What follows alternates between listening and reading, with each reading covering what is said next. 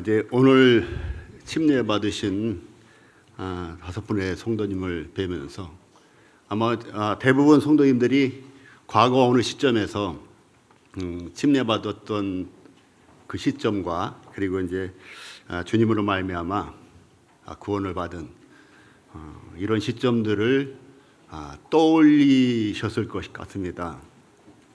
저도 1988년 6월 어느 날입니다. 저는 날짜를 기억을 대부분 하시죠? 그렇죠? 구원받은 날짜 다 기억하시죠? 근데 구원받은 날짜를 기억을 잘 못하는 경우가 있는데 저희가 구원받은 날짜를 기억 못합니다. 그런데 구원받은 그 정황은 너무 뚜렷한 거예요. 어느 날 저는 한 10년 걸렸거든요. 구원받은 지가. 복음을 접하고 10년. 아마 제가 고3 때인가 그때 이제 처음으로 저희 집에 복음이라는 그 단어 또 구원이라는 그 메시지가 들어왔었는데 그로부터 한 10년 동안을 이렇게 피하다가 어느 날 피할 수가 없는 상황이 됐었어요. 그전에는 저희 집에 이제 지금으로 말하면 이철식 형제님, 또 미국에 있는 박영래 형제님, 또 김인수 형제님, 이런 형제님들 전부 저하고 한 살 차이, 한 살 어린 이런 형제님들인데 저를 전도하려고 동대문 교회에 있었는데 그 당시에 저를 전도하려고 저희 집에 온다고 합니다. 그 소식을 들으면 제가 어떻게 되겠어요? 그 소식을 들으면은 슬그머니 없어지고 왜요? 오면은 처음에는 이제 뭣도 모르고 왔는데 어떻게 할 수가 없겠더라고요. 이게 저한테 잘해주려고 이런 얘기도 하면서 또 저런 얘기도 하고 하는데 이제 복음을 바로 전하지는 않지만은 제 마음을 얻으려고 그렇게 애를 씁니다. 근데 그 자체가 저는 굉장히 부담이 됐던 그런 것이에요. 그래서 나중에는 예고를 안 하고 오시더라고요. 참 난감해요. 그럴 때는 예고를 안 하고 오시는데 예의상 도망갈 수가 없는 상황이 되는 거예요. 그래서 그 다음부터는 낌새만 보였다면 아예 그냥 사라져 버리는 이런 일이 있었는데 약 10년 정도가 흐르고 나서 제가 이제 미국을 가려고 87년에 그 누님이 저희 어머니를 초청을 했습니다. 그 이민 초청은 형제 초청이 굉장히 오래 걸렸기 때문에 부모 초청이 한 1년 6개월 정도 걸렸었어요. 그래서 한 1년 6개월 정도 걸리는 빠르기 때문에 어머니를 초청하고 그 다음에 어머니가 저를 초청하는 이런 형식을 밟으려고 구원받지 않은 상태에서 그래서 어머니가 먼저 가시고 그 초청장을 이제 보내놓은 상태, 그러니까 발급 신청이라고 하나요? 그런 상태라 저는 기다리고 있었습니다.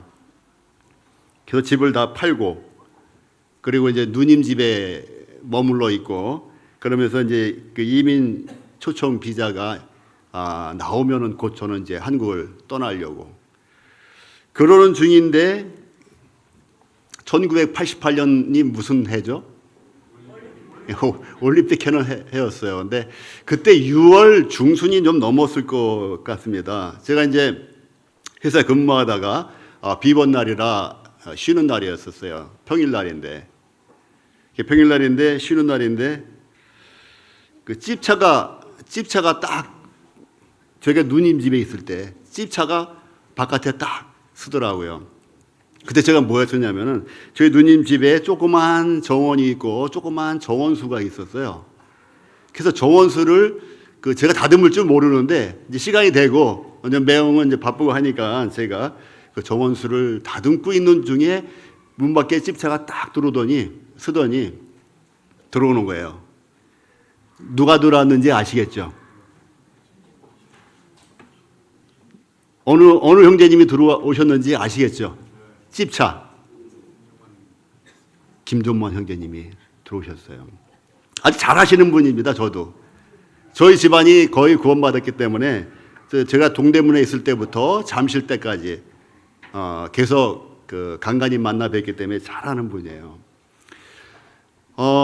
이 김종만 형제님이 딱 들어오시는데 제가 어떻게 해야 되겠어요? 그 목장갑을 끼고 가위질을 막 하고 있다가 김종만 형님이 딱 들어오시는 거예요. 제가 어떻게 해야 되겠어요? 그때가 10년째 되는 날입니다. 도망간 지.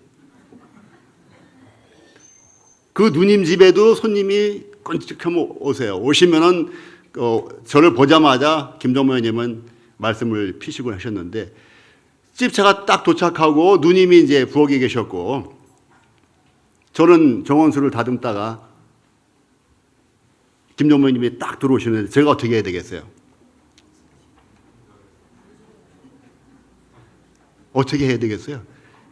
또 나가려고 장갑을 딱 벗고 이제 가위 놓고 나가려고 하다가 생각이 딱 바뀌더라고요. 집에는 매형이 안 계시고 그렇잖아요. 매형이 안 계시고 누님만 계신데 누님을 데리고 전도하러 가시려고 오신 거였어요. 이제 여자분한테 전도한다든지 그러면 저희 누님이 전도를 잘 하시기 때문에 같이 가는 이러한 일이 많았었는데 그날도 저희 누님을 데리려고 오셨는데 제가 도망가려고 하다가 이 남자인 이 형제님을 남자인 내가 접대를 해야 되는 거구나. 내가 도망가면 안 되는 거구나.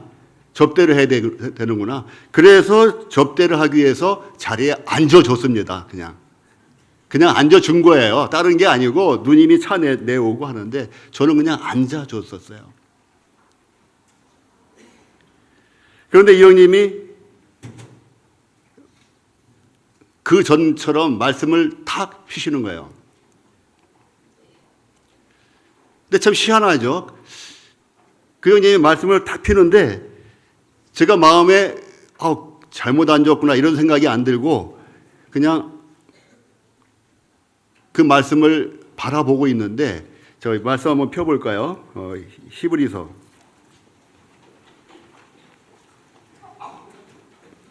9장입니다.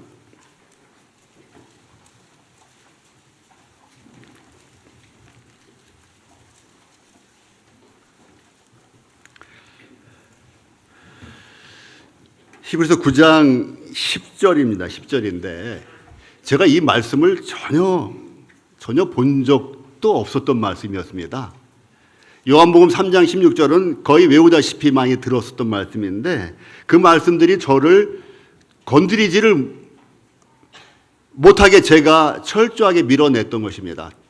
그래서 하나님이 이 세상을 이처럼 사랑하사 하려면 그래 맞아. 세상을 하나님이 무척 사랑하셨어. 그리고 세상의 모든 사람들의 죄를 다 용서해 주셨어. 그런데 내 죄는 나는 아직 그랬거든요. 근데 이 딱 펼쳐 놓으시는 말씀이 10장 10절입니다. 10장 10절 말씀인데 이 뜻을 쫓아 예수 그리스도의 몸을 그런데 십자가가 다 생각이 나더라고요. 이 뜻을 쫓아 예수 그리스도의 몸을 단번에 들이심으로 말미암아 제가 이날 그 3번 놀라게 됐는데 다른 때는 그렇게 말씀을 많이 전해도 그것이 제 마음을 타치하지 못할 정도로 제 마음이 강팍했던 것입니다. 그런데 나중에 보니까 참 로또 부지 중에 손접대하다 구원을 받았다. 이 말씀이 나중에 보니까 보이더라고요. 부지 중에. 저는 부지 중에 손님을 영접하려고 한 것인데 그날 부지 중에 예수님을 영접하는 그 결과가 됐어요. 그런데 그 날짜를 제가 기록하지는 않았습니다. 그것이 나한테는 구원인지는 몰랐어요.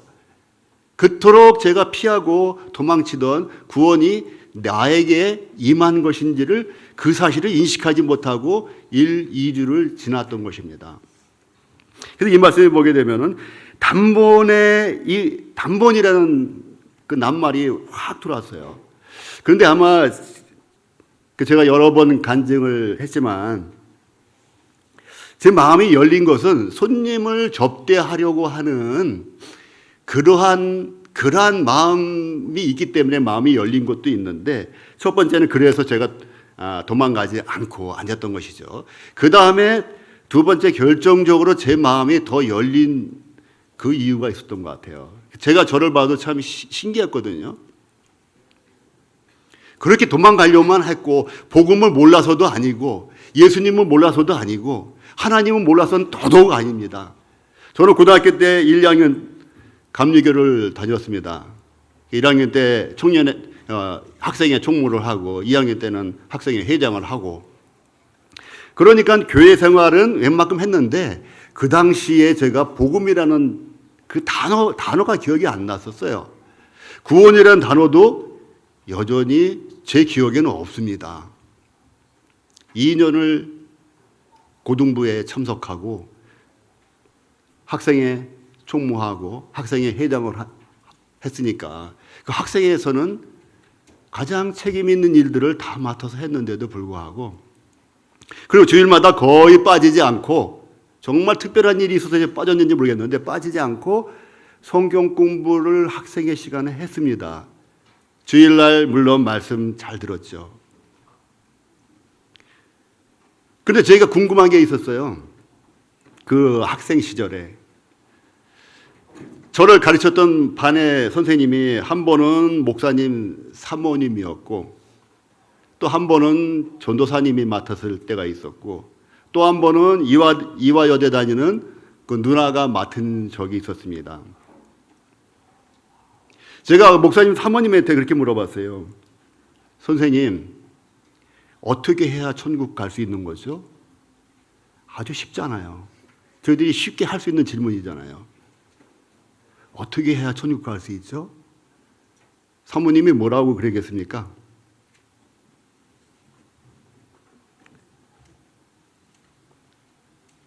그 당시에 1975년 5년이구나. 75년, 76년 될 겁니다. 그 당시에 보편적으로 들려주는 얘기는 십계명이었습니다. 가장 큰 것이 십계명 잘 지키고 주일 성수 잘하고 새벽기도에 나오면은 갈 수 있을지 몰라.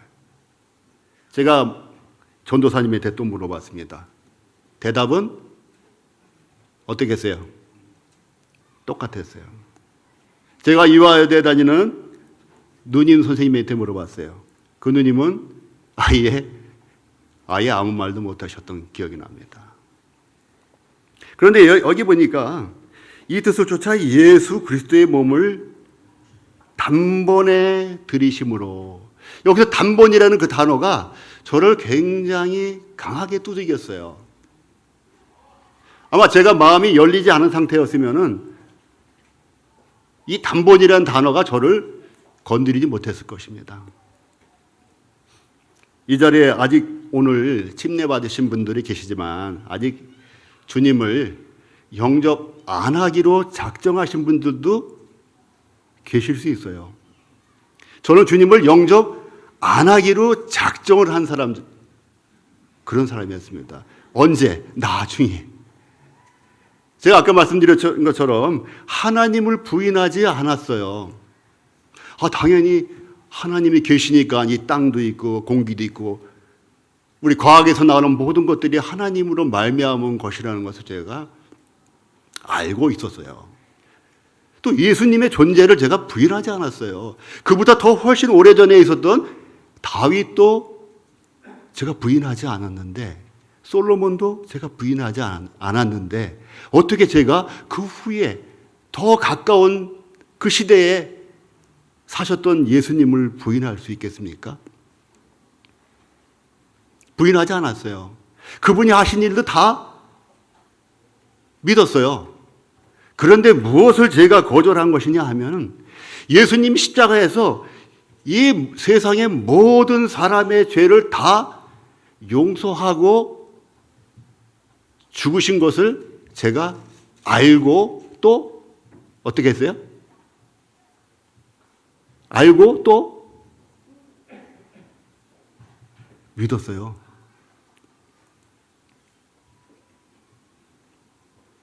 근데 저는 왜 변화가 없었죠? 여기도 이 자리에도 그런 분이 많이 있을 거예요. 학생들도 있을 수 있고 또 어른들도 계실 수 있습니다. 예수님을 믿어요. 예수님이 십자가에서 제사하신 사실도 다 믿어요. 자, 근데 왜 제가 구원을 받지 못한 것으로 되어 있을까요? 왜 그렇죠? 왜 그래요? 분명히 믿으면 구원을 얻으리라 했는데 왜 이런 현상이 생기는 것입니까?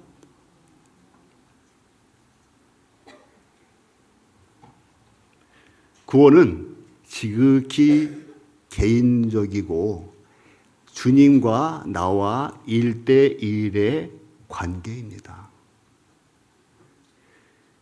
이 세상 사람, 과거, 현재, 미래 모든 사람들의 죄를 다 용서했다고 믿어도 내가 주님과의 관계에서 내가 그 속에 있다라는 것을 받아들이지 않으면은 그 구원은 내 것이 되지 못하는 것이죠. 그렇죠? 주님이 주신 그 선물을 맞아. 저 선물 너무 좋아. 저 선물 굉장한 선물이야. 그걸 다 믿어요. 예수님 선물을 주시는 예수님도 다 믿는데 자기는 선물 받아야 안 받아요? 안 받아요. 내가 그랬습니다. 예수님 존재 자체를 부인하는 것이 아니고 예수님이 가지고 계신 그 영생이라는 선물을 안 믿는 것이 아니라 그 선물을 내가 받기를 미루는 거예요. 제가 예수님도 믿고 예수님이 구원 주시라는 것도 믿고 예수님이 십자가에서 죽으실 때 모든 세상 사람들의 죄를 다 짊어지고 가셨다는 것을 믿는데 그 영생의 선물을 제가 안 받을 리가 있겠습니까? 있겠어요? 없겠어요? 안 받을 리가 없어요. 그런데 제 마음 가운데는 나중에 받아야지. 이 자리에도 그러신 분이 계실 수 있어요. 나중에 받아야지. 나중에. 언제? 제 경험을 비춰 말씀을 드리면은 저는 운동을 참 좋아했어요. 테니스를 참 좋아했는데 그 당시에는 축구를 제가 못했습니다. 지금은 이종 전형제면 뭐 축구 이렇게 딱 1대1 하시는데 제가 축구를 못했어요. 안경 쓰고 그래가지고 못하고 안 했습니다. 여기 가인초등학교 여기에서 우리 아들하고 우리 형제님들 또 우리 형님들하고 축구를 시작했는데 그 당시에 이제 축구는 못했는데 테니스를 무지 좋아했어요. 테니스를 우리 강진호 형제님 테니스 무지 좋아하시잖아요. 제가 테니스를 무지 좋아했는데 제가 구원을 떡끄떡 그 영생의 선물을 떡끄떡 제가 받아버리면은 어떻게 되겠어요? 어떻게 되겠어요? 제가 바깥에서 구원 안 받은 상황에서 이 교회를 바라보는 시각은 참으로 긍정적이었어요. 야, 내가 다음에 그전에는 제가 이제 잘 몰랐을 때는 저희 모임을 몰랐을 때는 다음에 저는 천주교를 가서 천주교 신자가 되야겠다 이렇게 마음먹었던 사람입니다. 천주교가 너무 거룩하게 보이고 신실하게 보이고 경건하게 보였기 때문에. 그런데 제가 저희 모임의 형제자매님들을 뵙고 나서는 지금은 아니지만 이 다음에는 이 교회를 가야 되겠구나. 이런 마음을 가지고 있었어요. 늘. 근데 지금은 아니다. 지금은 아니다. 지금은 제가 이 교회에 가게 되면은 구원을 또 받게 되면은 이제 나는 완전하게 포로가 되는 것이다. 이게 제 마음이었습니다. 그 당시에. 어리석은 여러분 지금 웃고 어리석다 하겠지만은 그 어리석은 것이 제 모습이었었어요. 다른 데는 그냥 교회에 등록하고 출석만 하는 것으로 사람을 묶어 놓습니다. 제 생각에. 그런데 이 교회는 출석만 하는 것으로 묶어 놓는 것이 아니라 구원이라는 또 다른 진리, 그 당시에 진리가 아니었죠. 구원이라는 또 다른 사슬로 나를 꽉 묶어서 더 이상 빠져나갈 수 없게 이중으로 나를 묶어 놓는구나 하는 이러한 관점을 제가 갖고 있었습니다. 그래서 그와 같은 포로에 들어가기를 뒤로 밀었던 것입니다. 토요일만 되면은 라켓 걸러 메고 지금 저기 신예일 고등학교 걸로 갑니다. 또 회사에서 임대해 놓은 이러한 코트가 있습니다. 그리로 갑니다. 또 산악회 들었는데 회사에서 한 달에 한 번씩 산악회 토요일 날 갔다가 일요일 날 오게 됩니다. 이 모든 것들을 다 못하게 돼요. 제가 또 담배는 그렇게 좋아하지 않았는데 술은 참 좋아했어요. 그래서 내가 담배는 끊을 수 있겠는데 이 술은 내가 자신이 없다. 제가 술을 먹을 때 아마 이런 얘기 제가 다른 교회 형제님이나 자매님하고 얘기하면 형제님도 술 드셨어요. 얼굴에 그렇게 전혀 이렇게 안 보이는데. 그런 얘기를 많이 듣습니다. 그런데 술을 먹고 많이 먹으니까 토하잖아요. 그 다음날. 그러면 노란물이 나오고 그 다음에 피까지 나와요. 그 정도까지 먹었는데 제가 그 술을 끊어야지라는 말을 입 밖에 내는 걸 굉장히 조심했어요. 왜 그러는지 아세요? 자존심 때문에. 그렇게 힘들고 고통스럽고 배를 쥐어 틀어도 이놈의 술 끊어야지 이래야 되잖아요, 원래는. 근데 이놈의 술 줄여야지. 제가 끊을 생각을 안 했어요. 왜? 이 끊는다고 하면 거짓말이 될 것이기 때문에 거짓말이 되는 것이 빤해요. 저에게 있어서는 술을 너무 좋아했고 술 자체를 좋아했기 때문에. 누구는 분위기 때문에 술 먹고 술은 별로 안 좋아하는데요. 분위기가 있어서. 근데 저는 분위기가 아니라 집에서도 그냥 김치찌개 있으면 소주 반 병 이렇게 집에서도 그 정도로 술 자체를 즐겼어요. 이렇게. 근데 이거를 다 놓아야 된다고 하니까 운동, 등산, 이 술 이런 것들 다 놓아야 되니까 제가 그 길로 가는 것이 두려웠어요. 정말 두려웠습니다. 여러분 이 가운데도 두려운 분이 있을 거예요. 어떤 분은 구원을 받았는데 침례를 받기를 거절하는 분이 실제로 있었습니다. 청년 가운데. 캠프에 갔는데 이틀 만에 구원을 받은 거예요. 형제 한 명이, 청년 한 명이. 근데 침례를 마지막 날에 이제 침례를 주기로 했는데 자꾸 안 받겠다는 거예요. 그래서 구원을 안 받았나? 점검하면 구원 받았어요. 그 침례 안 받는데 또 구원 받았나? 점검하면 구원 받았어요. 나중에 사연을 들어보니까 침례까지 받아버리면 자기가 완전히 예수님처럼 그대로 살지 않으면 큰일 날 건 줄 알았던 것이죠. 그 침례라도 안 받으면은 그저 조금 실수하고 잘못해도 될 것 같았는데 침례까지 받아버리면은 정말 예수님까지 같이 안 살면은 저 큰일 나는 건 줄 아는 것이에요. 이러한 두려움으로 인해서 침례를 계속 거절했던 것이었습니다. 그런데 구원이 바로 그랬어요. 제가 구원받고 나면은 어떻게 살아야 될 것인가? 이런 걸 생각하니까 구원을 받아들이기가 굉장히 부담이 됐던 거예요. 알면서도. 우리 가운데도 그런 분이 계실 거예요. 나중에 제가 느낀 것은 이게 초등학생의 즐거움하고 대학생의 즐거움하고 또 결혼한 사람의 즐거움이 이게 차원이 다른 건데 그랬구나. 이걸 나중에 구원받고 깨달았어요. 그전에는 구원받으면 무슨 재미가 있겠어요. 요즘에도 그런 소리 많이 듣습니다. 저 직장에, 회사에서 거래처들 만나고 하다 보면 제가 이제 술을 안 먹잖아요. 그럼 무슨 재미로 다 이렇게 얘기합니다. 주일날 교회 간다. 그럼 무슨 재미로 사시죠? 여러분 안 그래요? 주일날 교회 간다면 나 교회 가서 산에 못 가려면 무슨 재미로 나 예수님 믿어서 술 안 마셔 그러면 무슨 재미로 사십니까? 이런 인사 많이 봤죠? 오래된 사람은 이런 인사 안 해요. 근데 간 만난 사람은 다 이런 얘기 합니다. 그래서 제가 구원받고 느낀 것은 재미의 차원이 다른 것이구나. 여기 저처럼 구원을 내일로, 내년으로 더 늙어서 받겠다고. 젊어서 다 즐기고 놀 거 다 놀고 늙어서 죽기 전에 받겠다고 미루시는 분들이 있으면은 차원이 다른 즐거움이 있다는 그것을 생각해 보세요. 제가 초등학교 때 뭐 했겠어요? 노는 딱지치기 했겠죠? 그렇죠?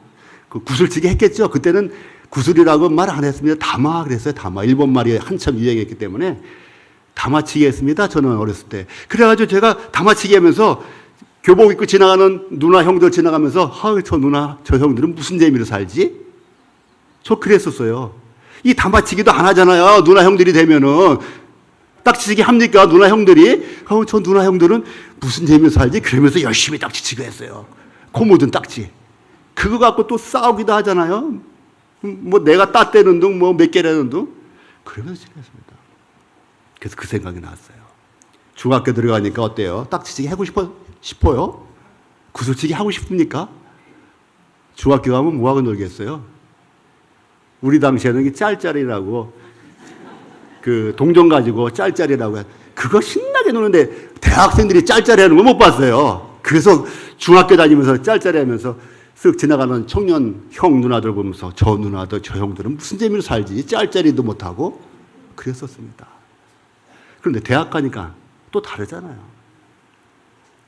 그래서 제가 나중에 느낀 것은 이 연대별로 나이별로 즐거움이 다른 것처럼 더 고급스러운 그러한 즐거움이 있는데 그것을 아래에 있을 때 초등학생일 때는 모른다는 것이에요. 여러분 아직 주님을 영접하지 못한 이 상태에서 이 땅에 속한 상태에서 이 땅의 즐거움들만 맛본 이 상태에서는 하늘의 즐거움을 알 턱이 없어요. 제가 대학생이 되기 전에는 대학생의 즐거움을 알 턱이 없이 딱지치기만 할 수밖에 없었던 것처럼 아직 주님을 안 믿는 이런 분들은 주님을 믿은 그 상태에서의 그 희락이 어떤지 몰라요. 그런데 어른이라면 생각해 보세요. 제 친구 한 명이 여자친구가 생기기 전에는 술을 그렇게 잘 샀어요. 만나면 자기가 더 술 사고 그랬는데 어느 날부터가 술값을 안 내요. 그 잘 내던 친구가 안 내니까 어떻게 우리가 막 돈 걷어서 술값을 내고 했는데 나중에 보니까 술값 안 내는 그 친구에게 무슨 일이 생겼겠어요? 여자친구가 생긴 거예요. 사랑하는 사람이 생긴 거예요. 그러니까 여기 이 친구들한테 술값 낼 것을 가지고 자기 사랑하는 사람에게 밥 사주고 술 사주고 했던 것이었습니다. 이제는 친구들 만나는 것이 그 친구한테 별로 재미가 있어요, 없어요? 별로 재미가 없어요. 자기 사랑하는 애인 만나는 거에 온통 신경을 씁니다. 돈도 그 애인에게 씁니다. 여러분, 아직 주님을 계속 뒤로 미루고 난 재미없는 세계로 빨려 들어가기 싫어. 이런 분들 어른이시라면 연애하세요.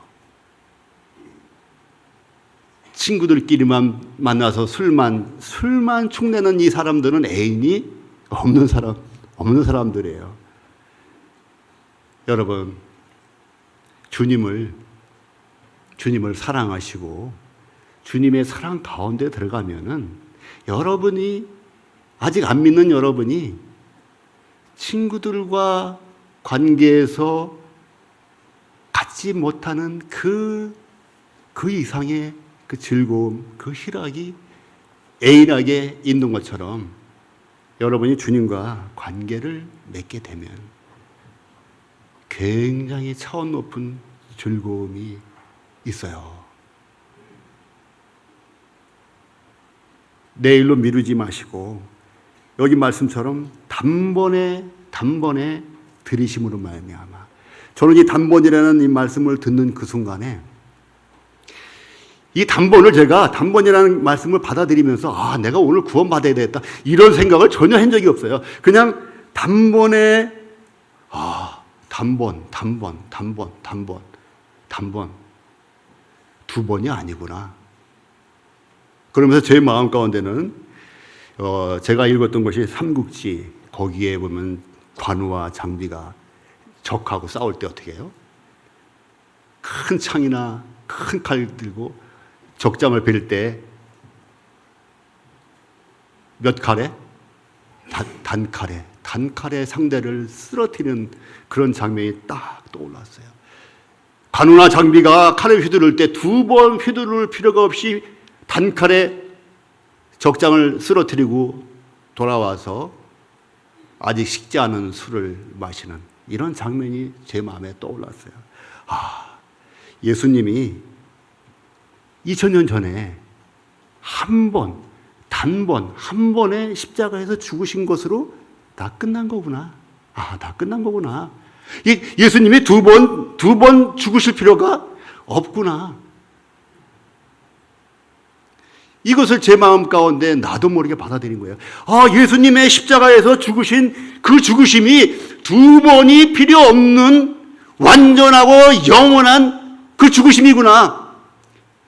나를 위해서 내가 기도를 또 했을 때 다시 내려와서 죽으셔야 되는 것이 아니라 내가 기도하기 전에, 내가 믿기도 전에, 내가 바라보기도 전에, 내가 예수님의 이름을 들어보기도 전에 2000년 전에 예수님이 두 번도 아니라 단번에 죽으심으로 다 끝난 거구나. 이게 그런 거구나. 내 죄가 내가 믿고 용서해달라고 빌고 하면 그때 용서해 주시는 것이 아니라 이미 2000년 전에 단번에 들으심으로 말미암아 그 뒤에 나오는 말씀처럼 우리가 거룩함을 얻은 것이구나. 이것을 제가 그 순간에 나도 모르게 받아들였어요. 그런데 이 말씀을 저보고 읽으라고 하시면서 우리가를 종진이가 이렇게 바꿔서 읽어보라고 하시더라고요. 여기 아직 주님을 미루시는 분이 있으면 한번 읽어보세요. 자, 지금 다 같이 믿으신 분들도 한번 읽어보시겠는데 안 믿은 분들은 자기 이름을 넣어서 한번 불러보세요. 자, 10장 10절입니다. 시작. 이 뜻을 쫓아 예수 그리스도의 몸을 단번에 들으심으로 말미암아 종진이가 거룩함을 얻었노라. 이것을 제 이름을 넣어서 읽으라고 하시면서 자, 뭐라고 돼 있니? 이러시는 거예요. 지금 김정모 형제님이 참 보고 싶을 때가 많아요. 잊어버리고 살다가 이와 같은 제가 히브리서를 볼 때마다 김정모 형제님이 자꾸 보고 싶어집니다. 이 형님이 자, 여기에 우리가 거룩함을 얻었노라 했는데 종진이가 거룩함을 얻을 것이라 돼 있지? 이렇게 물어보시는 거예요. 자, 이렇게 복음 많이 전해보셨잖아요. 자, 보세요. 종진이가 거룩함을 얻을 것이다 이렇게 돼 있지 않잖아요. 얻었노라 이렇게 돼 있구나. 얻었노라 이렇게 돼 있구나. 예수님이 십자가에서 죽으신 그 사실을 방금 전이 됐던, 어제가 됐던, 1년 전이 됐던 그것을 내가 내 마음에 받아들인 순간에 거룩함이 내 것이 됐구나. 이것을 제가 그때 봤습니다. 여기서 끝나는 게 아니었었어요. 그 뒤에 보니까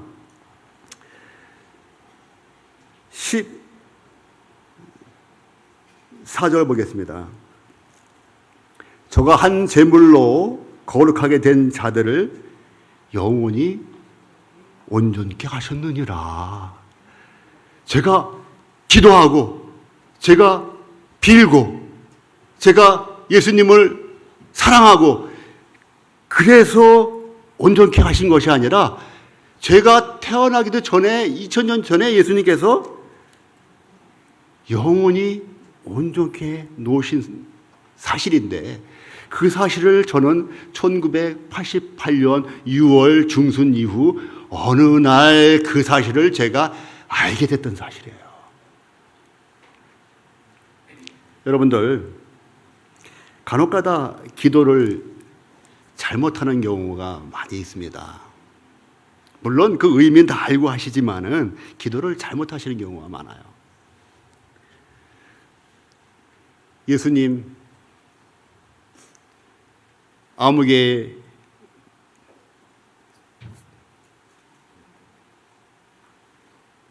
참 불쌍한 친구인데 아무개 구원해 주세요. 그런 기도 많이 하죠. 아무개 선생님 구원해 주세요. 그런 말씀 많이 하죠. 그런 기도 많이 하죠. 자, 어디가 잘못된 겁니까?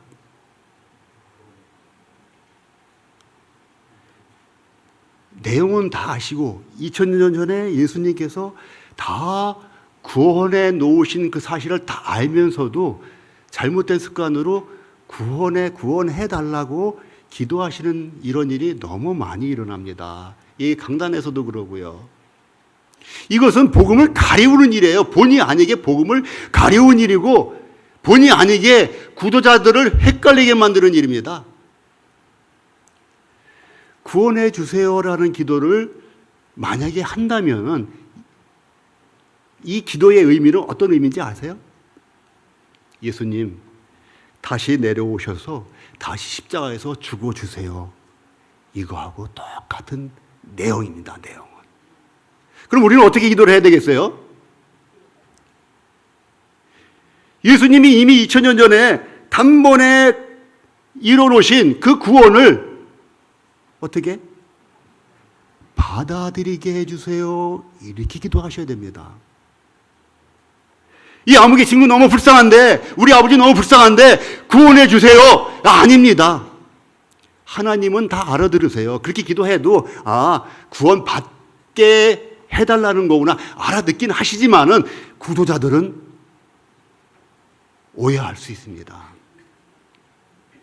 예수님께서 이미 다 이뤄놓으신 그 구원을 그러하여금 받아들이게 해주세요. 이렇게 하셔야 돼요. 이게 아주 작은 차이 같지만 절대적인 차이입니다. 절대적인 차이. 하늘과 땅만큼이나 큰 차이입니다. 만약에 우리 불쌍한 남편을 구원해 주세요라고 기도한다면은 예수님이 아직 구원을 이루어 놓지 않았다고 선포하는 것이 되어버립니다. 이러한 잘못된 메시지가 구도자들에게는 그대로 받아들일 수가 있어요. 자, 여기 다시 해보세요. 저가 한 제물로 거룩게 된 자들을 영원히 온전케 하셨느니라. 완전히 끝나버린 사실이 우리가 기도하기 전에, 우리가 기도해서 그런 것이 아니라 우리가 기도하기 전에, 우리가 태어나기도 전에 이미 예수님께서 세상 모든 사람들을 다 어떻게 해놨다고요? 구원을 해놓으셨어요.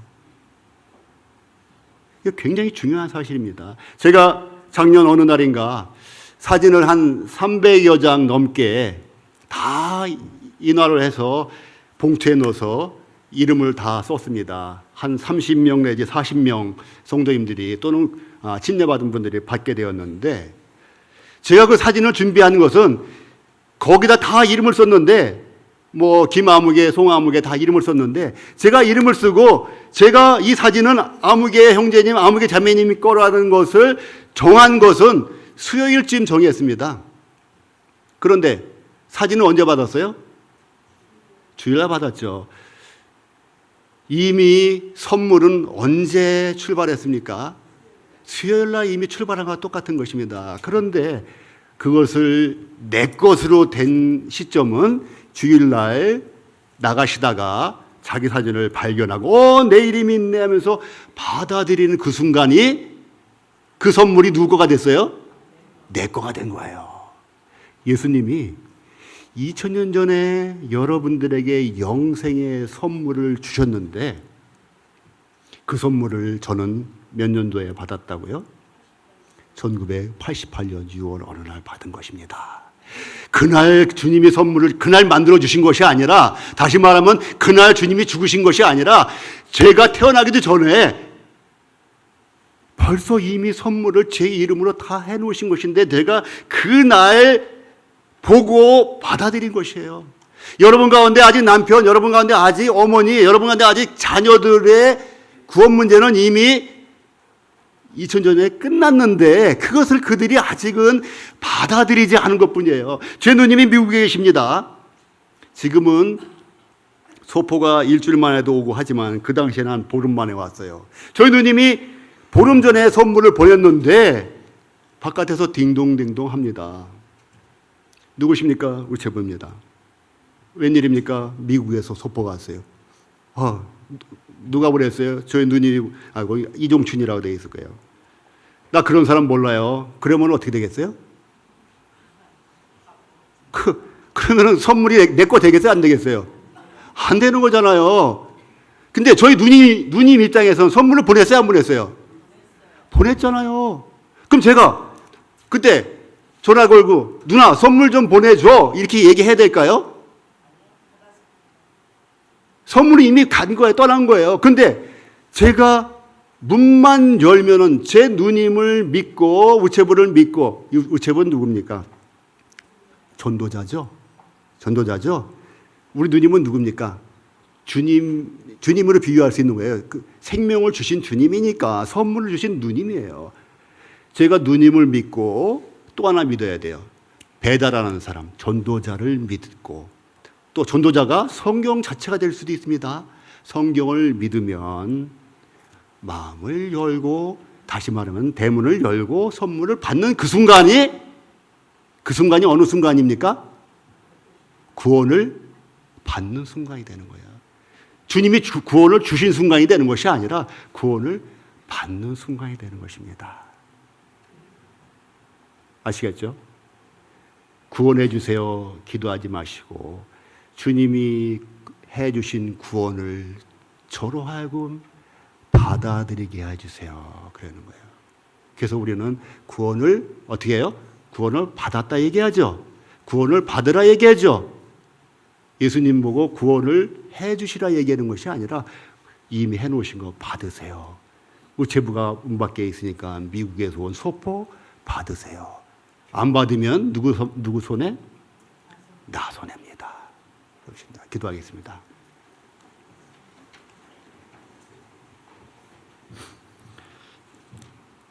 아버지 하나님, 저희 인생들을 사랑하셔서 참 2000년 전에 영생의 선물로 우리 주님을 보내주시고, 우리 주님께서 이 뜻을 쫓아 하신 것처럼 아버지 하나님의 뜻을 온전히 쫓아서 참 십자가의 단번에 들이심으로 말미암아 우리로 하여금 거룩함을 얻게 하신 이 사실로 인해서 아버지 하나님께 감사를 드립니다.